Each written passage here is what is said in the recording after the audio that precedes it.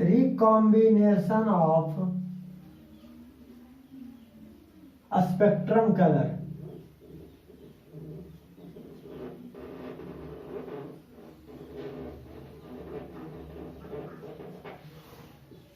Recombination of spectrum colour.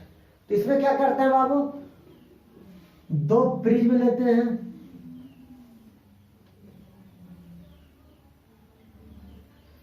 एक prism A B C ले लिए,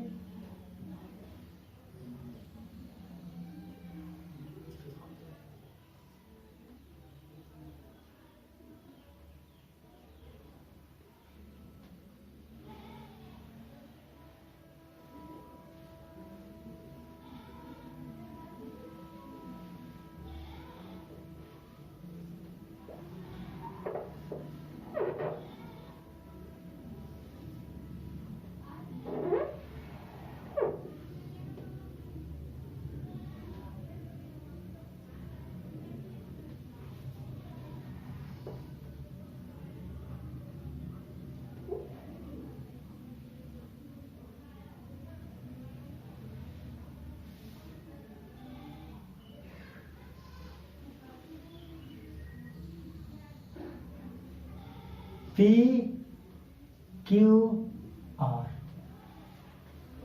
दो प्रिज्म लिए बाबू। देखिए एक व्हाइट लाइट को इंसिडेंट करा है, क्या किए, एक व्हाइट लाइट को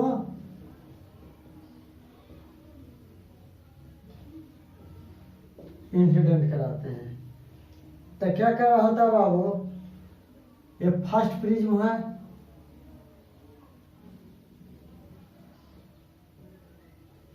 ये सेकंड प्रिज्म है। क्या है, सेकंड प्रिज्म है।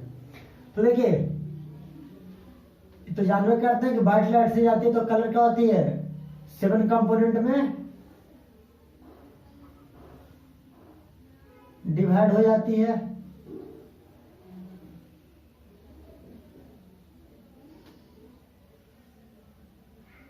सेवन कंपोनेंट में क्या हो जाएगा, डिवाइड हो जाएगा। अब देखो बाबू, ये लाइट क्या करती है,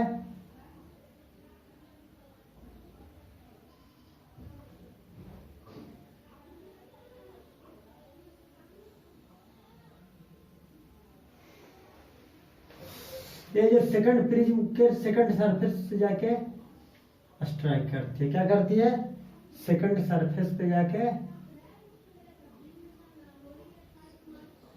स्प्रेड करते हैं, फिर इसके बाद वाइट कलर में डिवाइड हो जाती है। तो देखिए बाबू, हम दो ही कलर लेकर बताए हैं। देखिए मैंने दो कलर लेकर बताया, यहाँ पे स्क्रीन, ये क्या लिया गया है, एक स्क्रीन लिया गया है। ये आपका क्या है, स्क्रीन है, ये आपका वाइट लाइट, क्या हुआ, वाइट लाइट। ये रिकॉम्बिनेशन हुआ बाबू, ये क्या हुआ, रिकॉम्बिनेशन हुआ। देखिए जब फर्स्ट प्रिज्म से लाइट पास की बाबू, देखो जब प्रिज्म एबीसी से पास किया तो 7 कलर में कंपोनेंट में क्या हुआ, डिवाइड हुआ, स्प्लिट हुआ। तो व्हाइट लाइट 7 डिफरेंट कलर में क्या हुआ, स्प्लिट हुआ। और फिर उसके बाद जब सेकंड पे गया तो देखो सेकंड पे गया तो यहां से क्या हुआ, ये सेकंड प्रिज्म पर जाने के बाद फिर से क्या हुआ, रिकम्बाइन हो गया। ये सातों कलर फिर से क्या हो गए, रिकम्बाइन हो गए। और रिकम्बाइन होने के बाद इस पॉइंट पे क्या हो गए, रिकम्बाइन हो गए। और रिकम्बाइन होने के बाद फिर से व्हाइट लाइट ही हमें ऑब्टेन्ड हुआ। तो सेकंड प्रिज्म से पास करने के बाद क्या हुआ बाबू, हमें सिर्फ और सिर्फ ओरिजिनल व्हाइट लाइट ही ऑब्टेन्ड हुआ। तो अगर हम दो प्रिज्म से पास कराते हैं तो हमें क्या मिलता है, 7 कलर आपस में क्या हो गए, रिकम्बाइन हो गए। तो वापस अगर हमें व्हाइट लाइट चाहिए तो एक अलग प्रिज्म को लाकर रखना पड़ेगा। तो क्या करेगा, सातों कलर को कंबाइन करके सिंगल कलर आपको दे देगा। तो चलिए बाबू इसमें लिख लीजिए, the recombination of the recombination of 7 color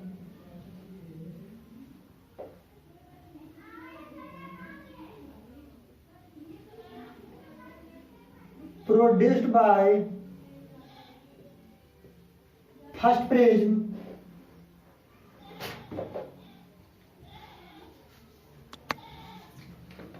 produced by the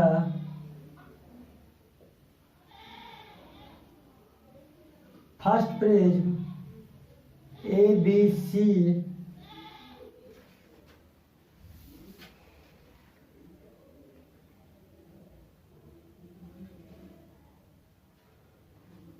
produced by the first prism is due to the refraction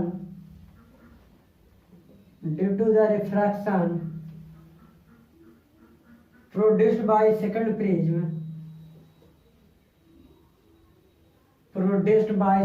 prism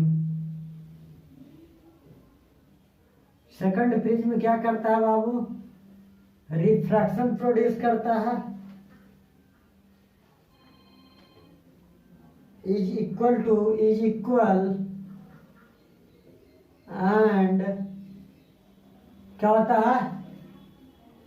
and opposite to the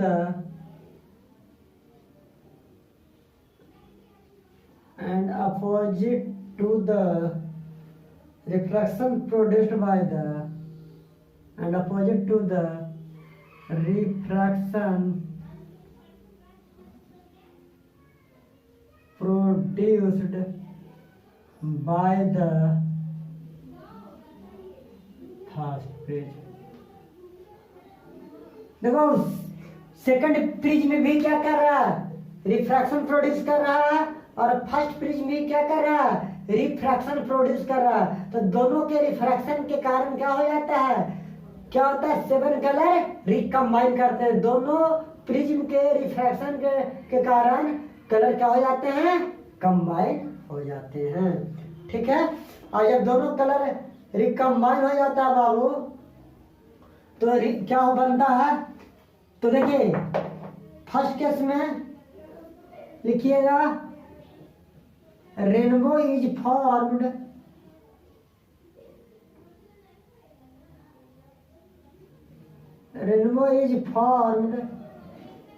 due to the refraction of rainbow is formed due to the dispersion of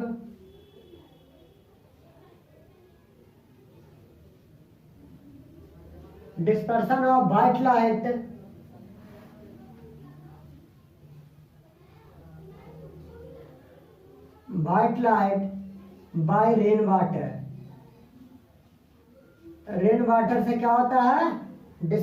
water droplet से क्या होता है? Rainbow produce होता है। और rain water droplet कैसा act करता है? तो सेकंड पॉइंट में देख लिखिए। ये तो फर्स्ट पॉइंट था बाबू।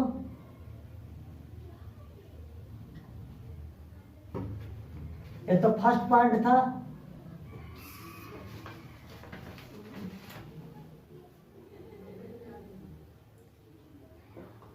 सेकंड पॉइंट में वाटर ड्रॉपलेट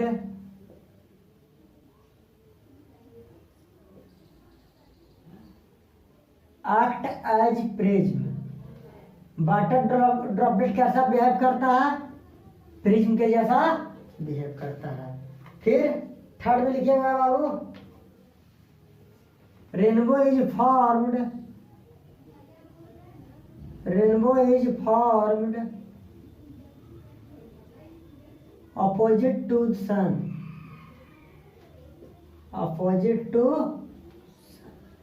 के अपोजिट क्या फॉर्म होता है बाबू? रेनबो फॉर्म होता है। क्या फॉर्म होता है? रेनबो। कोई दिक्कत नहीं। अब ध्यान दीजिए बाबू एक चीज और, रेनबो होता कैसे है? ध्यान दीजिए, रेनबो बताते हैं। हम बोले कि वाटर ड्रॉपलेट जो है रेनबो के जैसा बिहेव करता है। कैसा बिहेव करता है?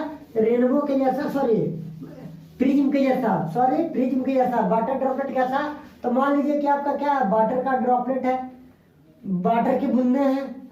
अब बताइए, अगर वाटर की बूंदे पर वाइट लाइट आके क्या करती है, स्ट्राइक करती है। अगर वाइट लाइट आके स्ट्राइक करेगा बाबू, तो क्या होगा, ये जो वाइट लाइट है,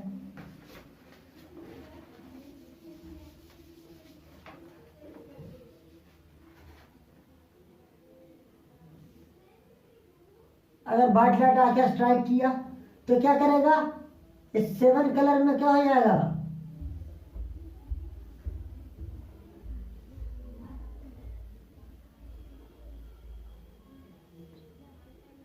7 कलर में डिवाइड हो जाएगा।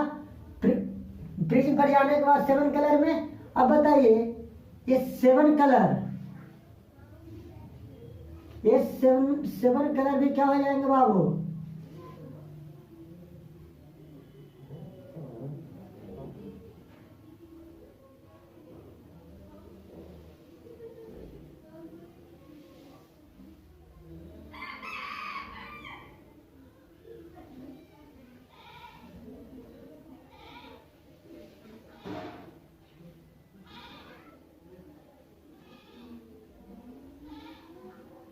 ये 7 कलर जो होते हैं बाबू, ये वाटर ड्रॉपलेट है।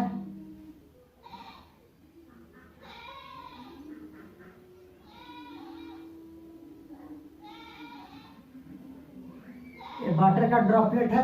अब वाटर ड्रॉपलेट करेगा क्या बाबू, देखो यहाँ पे रेड है, यहाँ पे वायलेट है। अब बताइए, यहाँ पे कोई क्या लगा हुआ है आपका, ऑब्जर्वर है।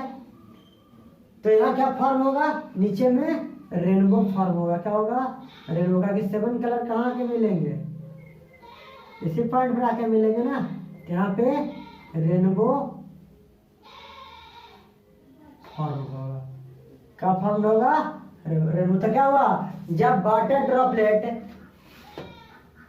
देखो जब लाइट वाटर के ड्रॉपलेट पे आया, वाटर पे आके जाकर स्ट्राइक किया, तो 7 कलर में क्या होता है, डिवाइड हो गया, 7 कलर में स्प्लिट कर गया, और वही 7 कलर आपको क्या बनाता है, रेनबो। इसलिए बरसात के बाद, वर्षा ऋतु के दिनों में जब बारिश होती है और उसके बाद जब धूप निकलता है, तो आपका स्काई में एक क्या 7 कलर दिखाई देता है। तो उसका रीजन क्या होता है, स्काई से जो व्हाइट लाइट आता है बाबू, वो और आपके एयर में क्या होते हैं, एयर में वाटर की बूंदे क्या होते हैं, हैंगिंग करता हुआ रहता है, लटकता हुआ रहता है, हैंग करता है। एयर में क्या होता है, आपके एटमोस्फेयर में वाटर ड्रॉपलेट क्या करता है, हैंगिंग करता है, और उस हैंगिंग की वजह से व्हाइट लाइट उस वाटर ड्रॉपलेट पे स्ट्राइक करता है, और वह वाटर ड्रॉपलेट क्या करता है, उस व्हाइट लाइट को 7 कलर में क्या कर देता है, स्प्लिट कर देता है। तो क्या बन जाता है, रेनबो बनता है। तो रेनबो बनने का रीजन वाटर ड्रॉपलेट ही है। ठीक है, चलिए, ये आपका रेनबो कैसे फॉर्म होता है ये बता दिए बाबू। चलिए, अब नेक्स्ट टॉपिक है, आप लोग को पढ़ना एटमॉस्फेरिक रिफ्रैक्शन। अब आगे हेडलाइन दीजिए बाबू, एटमॉस्फेरिक रिफ्रैक्शन क्या होता है। एटमॉस्फेरिक रिफ्रैक्शन, हेडलाइन डालिए, एटमॉस्फेरिक रिफ्रैक्शन।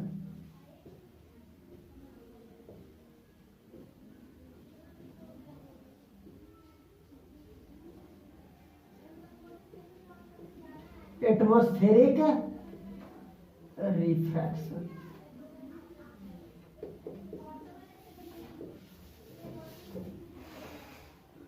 तो देखिए बाबू, एटमॉस्फेरिक रिफ्रैक्शन होता क्या है।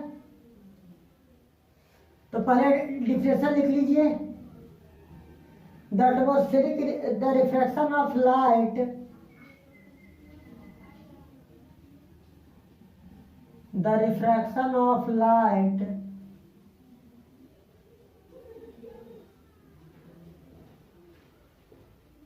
caused by the earth atmosphere, by the earth atmosphere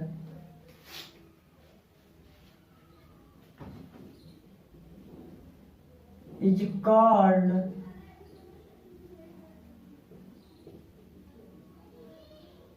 atmospheric refraction. इसे हम क्या कहते हैं? एटमॉस्फेरिक रिफ्रैक्शन कहते हैं। तो देखिए बाबू, एटमॉस्फेरिक रिफ्रैक्शन का तो डिफिनेशन हो गया। अब मान लीजिए बाबू कि कोई इंटरफेस हुआ और इस इंटरफेस का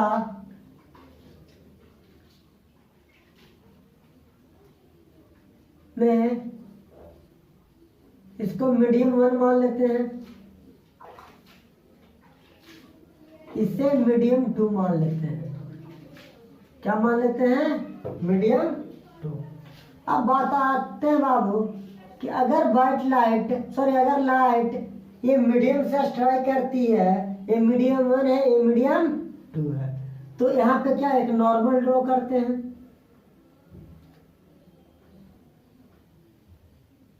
तो क्या होता है? Light away from the normal या टुवर्ड्स द नॉर्मल क्रॉस करती है ना? अवे फ्रॉम द नॉर्मल या टुवर्ड्स द नॉर्मल, नॉर्मल की ओर। या अगर लाइट नॉर्मल से दूर जाएगी तो आपका मीडियम रेयर होगा, अगर टुवर्ड्स नॉर्मल जाएगी लाइट तो आपका मीडियम क्या होगा? डेंसर होगा। तब बताइए बाबू, अगर हम ध्यान दीजिए एटमॉस्फेरिक रिफ्रैक्शन होता क्या है। देखिए मान लीजिए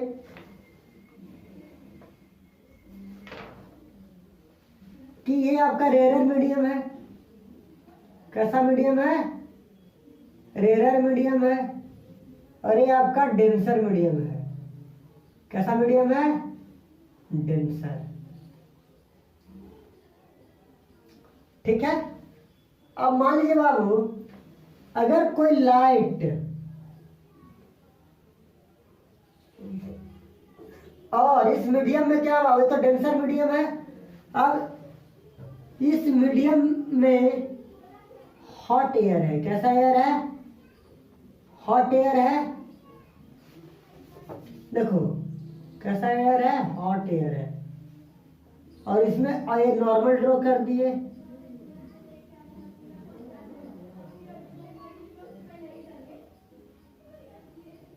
नॉर्मल ड्रॉ कर दिए।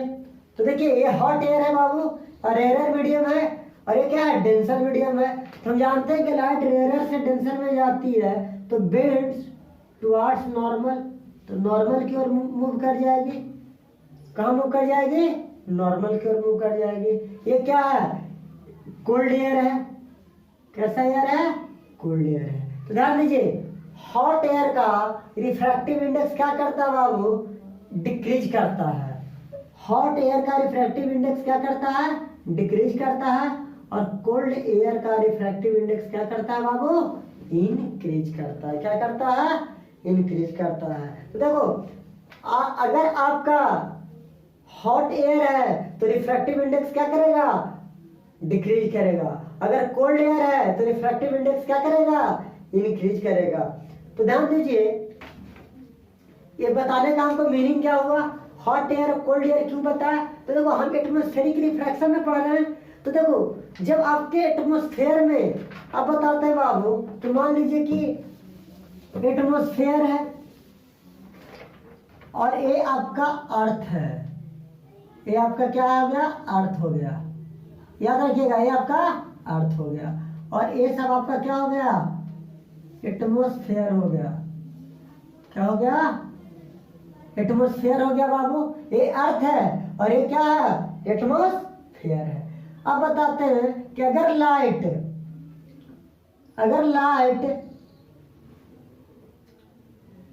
पास करती है तो देखो ये तो क्या है? ये तो एटमॉस्फेयर है ना, लेकिन ये तो एटमॉस्फेरिक रीजन है नहीं। तो एटमॉस्फेरिक रीजन में लाइट, देखो अगर एटमॉस्फेरिक रीजन नहीं है तो लाइट क्या करेगा? स्ट्रेट क्रॉस करेगा। लेकिन जैसे ही एटमॉस्फेरिक रीजन में जाता है तो लाइट क्या करता है? अपने पाथ को, उसका पाथ कर्व हो जाता, स्ट्रेट लाइन न रह के वो कर्व पाथ को फॉलो करता। तो देखिए यहाँ से लाइट का जो पाथ हो जाएगा बाबू, एक कर्व पाथ को फॉलो करेगा, एक कर्व पाथ को फॉलो करते हुए जाएगा, स्ट्रेट नहीं जाएगा और कर्व पाथ को फॉलो करते हुए जाएगा। और एटमॉस्फेरिक रीजन में होता क्या बाबू कि each and every time, each and every second क्या होता है, टेम्परेचर चेंज करता रहता है। अगर मान लो कि 1 घंटा पहले इसका टेम्परेचर अगर 20 डिग्री सेल्सियस था, तो हो सकता है कि 20 मिनट बाद इसका टेम्परेचर क्या हो जाए, या तो 15 डिग्री सेल्सियस हो जाए या 25 डिग्री सेल्सियस हो जाए। मान लो कि अभी इस एटमॉस्फेयर का टेम्परेचर 20 डिग्री सेल्सियस है, और हो सकता है कि 10 मिनट के बाद या अनदर लेयर में हो सकता है कि देखो अब अगर लाइट इस रीजन में जाए, तो देखो अगर लाइट इस रीजन में जाए, इस रीजन में जाए, इस रीजन में क्रॉस करे, तो देखो क्या होता है, each and every time light अपने पाथ को क्या कर देता है, चेंज कर देता है। लाइट अपने पाथ को क्या कर देता है, चेंज करता है। तो देखो हम एटमॉस्फेरिक रिफ्रैक्शन में होता क्या बाबू कि अगर लाइट